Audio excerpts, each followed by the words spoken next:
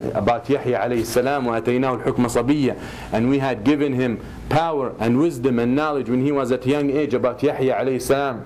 John, for those who don't know who Yahya is, قال معمر رحمه الله, one of the mufassirin ulama, he said, the kids used to come to Yahya alayhi salam, come and play with us. He was a kid. He used to say, مَا لِهَذَا خُلِقْتَ. They would come to him, play with us. He used to say, that's not what I was created for. Yahya, little kid. وَأَتَيْنَاهُ الْحُكْمَ صَبِيًّا. So we need to instill those principles in the hearts of our kids. We need to focus on our kids. That is the generation that will get the tamkeen and the establishment in earth. And I give you the good news and the bishara and the good tidings that this ummah is returning to Allah. Afwaj within the ummah, returning to the deen of Allah. Afwaj, jama'at wa afwaj. But by the time we're able to excel, it's too late maybe for most of us. We're old. So we need to start investing in our kids. Investing in them in real investment. Not give them the extra of our time.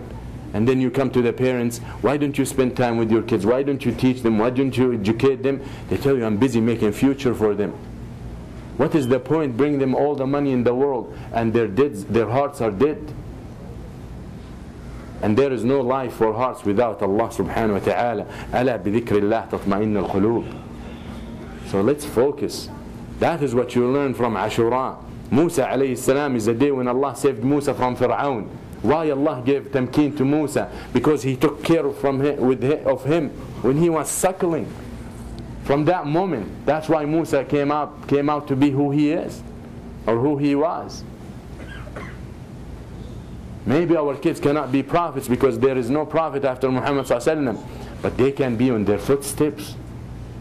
They can be, and from this ummah throughout the years and the years, you find people like that, and they're still coming, and this ummah is still producing. But we need to take advantage of those kids. We need to focus on them.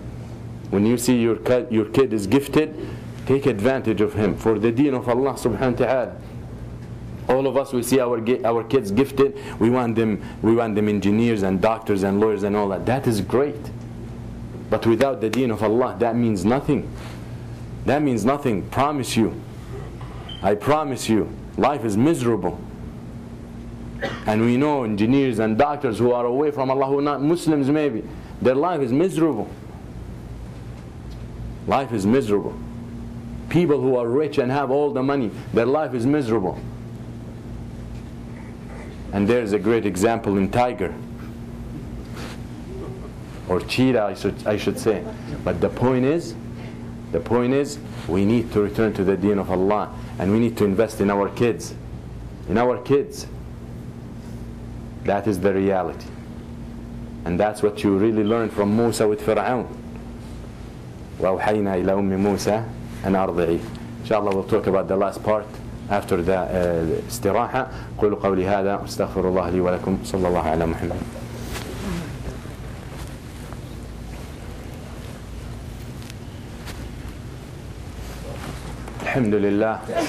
الحمد لله الذي هدانا لهذا وما كنا لنهتدي لولا أن هدانا الله. عباد Allah, no one can deny the fact that we live amongst the non-Muslims, and as you all know that these days, the days of their what they call holidays, وما هم بهolidays. يقول الله سبحانه وتعالى: أعوذ بالله من الشيطان الرجيم لا تجد قوما يؤمنون بالله واليوم الآخر يوادون من حاد الله ورسوله ولو كانوا آباءهم أو إخوانهم أو عشيرتهم. Allah subhanahu wa ta'ala says, you will not really find people who believe in Allah and the Messenger, and at the same time they love those who fight Allah and the Messenger. Just doesn't make sense. Yani, love, we know the place for love is the heart. There is no way you can have love of two opposite things in the same heart. It doesn't make sense. Minds cannot comprehend it. Love for something and love for the opposite do not exist. in one heart. That is the heart of a munafiq. Love for the words of Allah and love for the words of shaitan and love for the words of Ar-Rahman cannot be in one heart.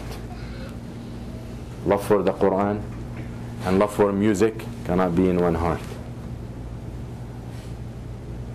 Love of Allah and His Messenger and His Deen and love of the kuffar and the enemies of Allah cannot be in one heart. That's what Allah says. You cannot, it doesn't make sense that for people to believe in Allah and the Messenger and at the same time love the enemies of Allah and the Messenger. From this you understand why the ulama of this ummah, the brightness of this ummah, the lights of this ummah have agreed by consensus it's haram to congratulate the kuffar with their holidays. It's haram to be involved with their festivals. It's haram to participate in their celebrations. Because it's not about being present in a gathering. That is the reality. It's not about hanging out with friends. It's not about spending some time. We already talked about time. Some people say, I'm killing time. Time is killing you, dude. That's the reality.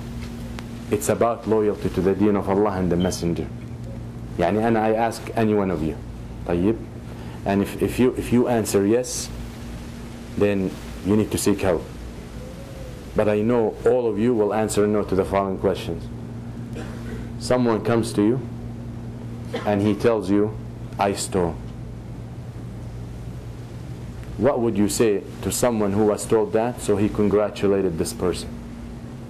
I come to you, I say, you know what? I committed zina. So you tell me, congratulations. Like you're happy, congratulations. Some of you laughing, some of you like, what is he talking about? That is the reality. You will not do that. You will not congratulate someone for doing such acts, stealing, killing, committing zina, taking riba. You'll never hear that. Congratulations. So when you congratulate those people with what's worse than that, shirk. That's what they're doing. They're committing shirk. And the shirk is the greatest sin. So how can you congratulate them and accept that for yourself? That's how you think. Then Allah says, وَلَوْ كَانُوا آبَاءَهُمْ أَوْ إِخْوَانَهُمْ أَوْ عَشِيرَتَهُمْ. The next part of the ayah closes in front of you because you might say, but my family, but my relatives, who have become Muslim, my parents still kuffar, still Christians. Allah says, even if they are their parents or their kids or their tribes, their people. So you're forbidden. You see, now we need to look deeper a little bit. I know it's time, but we need to look a little deeper into this. The point is, where is your heart? Where does your loyalty lie? Where is it? To Allah or to the enemies of Allah? But brother, they're nice people. They're nice.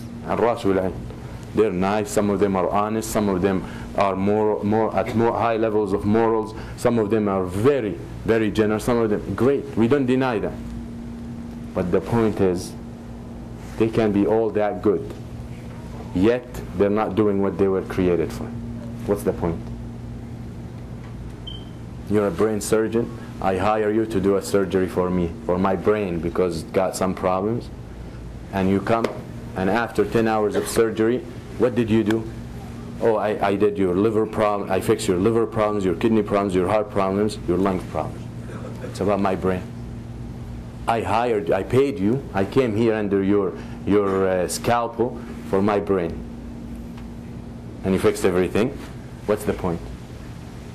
The same thing. He can be all good, but he's mushrik. And Allah talked about that. Shirk nullifies all your deeds. Doesn't matter how good you can do. وَقَدِمْنَا إِلَى مَا عَمِلُوا مِنْ عَمَلٍ فَجَعَلْنَاهُ هَبَاءً مَنْثُورًا. We came to what they've done, all the good deeds, we made it worthless dust. So be aware. So put your heart to be loyal in the right direction. And as the prophets, you might say, but people are going to be upset with me, people are going to hate us, we're Muslims.